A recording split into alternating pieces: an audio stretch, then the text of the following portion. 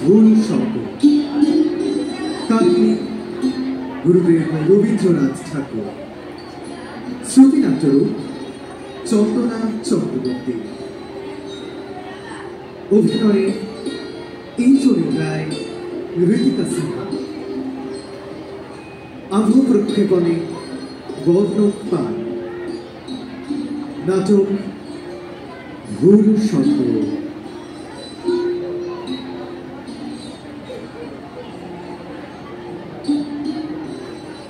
লোকটি নেহাত বেকার ছিল।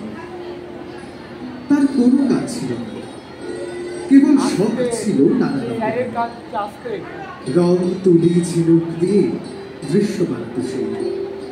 এলোমেলো সব ছবি, কখনো পাখির ঝাঁক, এবড়ো খেবড়ো মাঠ, উঁচু নিচু পাহাড়, ঝর্ণা, পায়ে চলার পথ। বাড়ির লোকের কাছে তার লাঞ্ছনার সীমা ছিল না। কেজ লোকেদের কাছে সে ছিল একটি পাগল। সমস্ত জীবনটা তার অকাজে গেল। অথচ মৃত্যুর পর খবর পেল যে তার স্বর্গে যাওয়া মঞ্জুর। কিন্তু নিয়তি দেখো, দুধগুলো মার্কা ভুল করে তাকে কেজ লোকের স্বর্গে রেখে দিল। ভারী এক ব্যস্ত স্বর্গের উৎস থেকে জল নিতে আসে। ওই তার ঘুমুরের আওয়াজ। ওগো ও মেয়ে, শুনছো? হ্যাঁ হ্যাঁ, আমি তোমাকেই বলছি। তুমি কে গা? আর ওখানে বা বসেছ কেন? জানো না বুঝি এটা ফসলের ক্ষেত, বীজ পোতা হয়ে গেছে। তা আমি বা যাই কোথায় বলো? যেখানেই যাই সবাই ব্যস্ত। সকলেই বলে না না না, ওখানে নয়, আহা এখানে নয়, আহা পথ সরো, ভারী দেরি হয়ে যাচ্ছে। কেবল উঠে যেতে হয়, সরে যেতে হয়। নিরিবিলি একটু বসবো, সে জায়গাও কি নেই গো তোমাদের দেশে? তা থাকবে না কেন? ওই যে কমল গাছটা দেখছো, তার তলায় গিয়ে বসো না কেন? তা তুমি কে গা? তুমি তো আগে কখনো দেখিনি। আমি চিত্রকর্ম, তোমাদের দেশে নতুন। নতুন? তাই বলো। আহা, তোমার হাতে বুঝি কাজ নেই? কাজ করবো, তার সময় নেই। আমার হাত থেকে কিছু কাজ নিতে চাও? তোমার হাত থেকে কাজ নেবো বলেই দাঁড়িয়ে আছি। কি কাজ দেব? তুমি যে ঘোড়া কাঁথে করে জল তুলে নিয়ে যাও, তারই একটি যদি আমায় দিতে পারো। ঘোড়া নিয়ে কি হবে? জল তুলবে বুঝি? না গো, আমি তার গায়ে চিত্র করবো। চিত্র করবে? এ আবার কি অদ্ভুত কথা। এ কেমন কাজ তোমার? না বাবা, আমার অকাজের কথা দাঁড়াবার জোর কোথায়? আমার সময় নেই, আমি চললুম।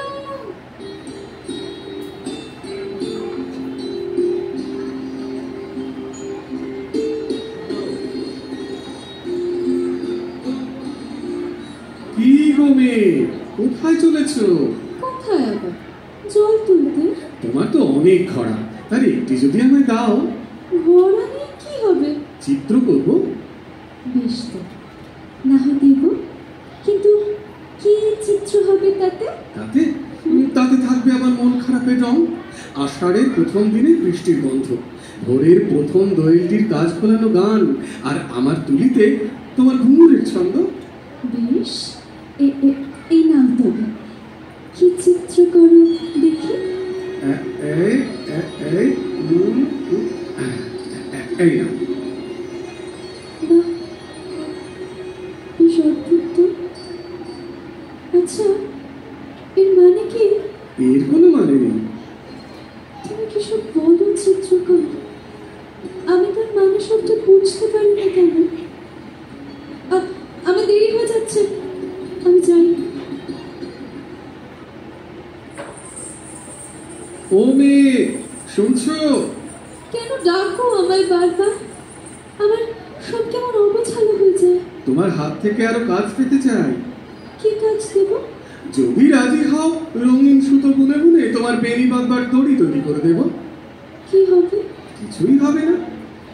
আচ্ছা, বেশ।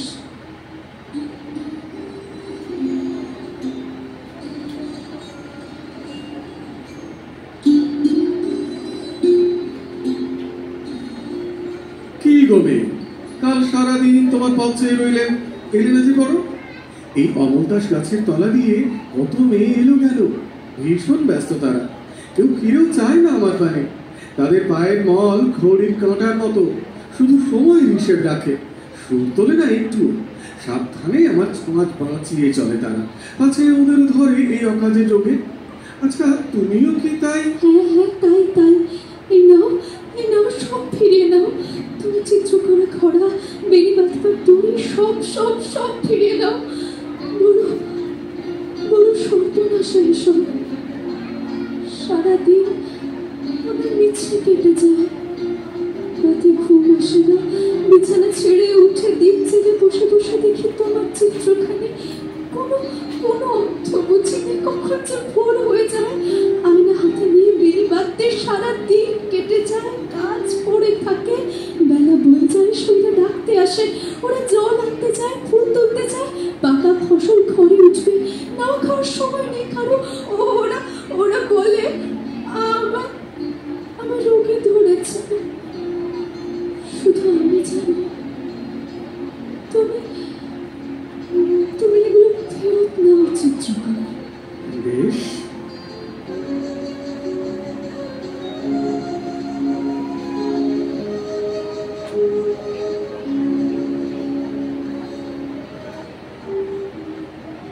হে মাধবী, হিরু মাধবী, তোমার বিভা কেন? হাসিবে কি ফিরিবে কি আঙিনাতে বাহিরিতে, মনো কেন গেল ঠিকই বিভা কেন? চিত্রকর, চিত্রকর! কি গমে, এই যে সব ফেরত দিয়ে গেলে কাছে মন লাগছে না বলে, তা আবার নতুন কোনো গোল বেঁধেছে বুঝি? তুমি তুমি এখনো খবর পাওনি? কি খবর? প্রবীণেরা সভা রেখেছে। আজ আজ একটা যা হোক উপায় তারা করবেই। আমাদের এই স্বর্গের ইতিহাসে আজ পর্যন্ত এমন ঘটনা যা আগে আগে কখনো ঘটেনি। কেন, কি হয়েছে কি? তোমার গানের সুরে লোকেরা কাজে ভুল করছে। হ্যাঁ, হঠাৎ করে মন খারাপের রোগ জেগে উঠছে। মেয়েরা ঘোড়া কাছে জল তোলা ফেলে প্রজাপতি ধরতে ছুটছে। আসল ছাড়িয়ে দিন কাজ ফেলে কেউ পাহাড়ি মালা গেঁথে খোপা সাজাচ্ছে। এই জন্যকে স্বর্গে বড় বড় ভাগ পড়তে শুরু করছে। চিত্রকর, তুমি তুমি দেখে আমার রোগ নিয়ে এসেছো স্বর্গে। তাই বুঝি, এ তো ভালো কথা। তুমি হাসছো। ওরা ওরা তোমার সত্যি সত্যি সাজা দেবে চিত্রকর। তা দিতেও পারে, বিচিত্র কি। কিন্তু কি তুমি কাঁদছো? তুমি কাঁদছো কেন? তা সত্যি বলতে দোষ তো আমি তো করেইছি। এখন যদি সাজার কথা বলো, তাহলে না হয় মাথা পেতে নেব। না না না না, তুমি কেঁদো না, কাউকে তোমার একটু ভালো দেখায় না। তুমি বরং এই এই আমার হাতের আঁকা খড়া আর এই বেনি বাঁধবার তুমি, এই দুটোই তোমার কাছে রাখো। আবার কখন দেখা হয় না হয়। চিত্রকর,